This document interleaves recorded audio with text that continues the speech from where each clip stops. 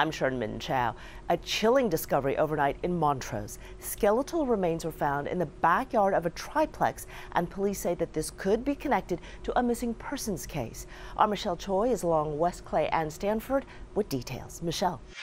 Sherman, this afternoon you can see Houston police still out here piecing together the details, but they tell us the owner of this multi-unit brick home is a 79-year-old man who's been missing for months. They're now trying to figure out if the human remains found in his backyard belong to him. This morning, Air 11 flew over the scene. We could see the backyard of the home located here on West Clay overgrown with shrubs and trees. Police telling us it was also full of trash. A woman who's been subletting here for the past 5 months wanted to remain anonymous, but told us she was the one who called police after finding the remains under a staircase. I mean, we've all been working really hard to try to clean the place up, and so it just I don't know how I didn't notice it before, because it's like once you realize, it's kind of obvious. But it kind of blended in at first. The woman went on to say she never met the homeowner, but had heard he was missing and found it odd.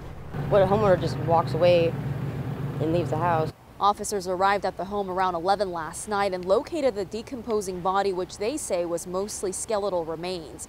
Another resident who didn't want to be identified telling us he'd been smelling a foul odor. There was kind of like a smell or whatever, and I just kind of brushed it off as like my stinky dog. Right now, police don't know who the remains belong to or how it ended up in the backyard. They'll have to wait on the medical examiner to identify the body and figure out if it is indeed the homeowner, who they say was reported missing back in February of this year during the freeze by a friend.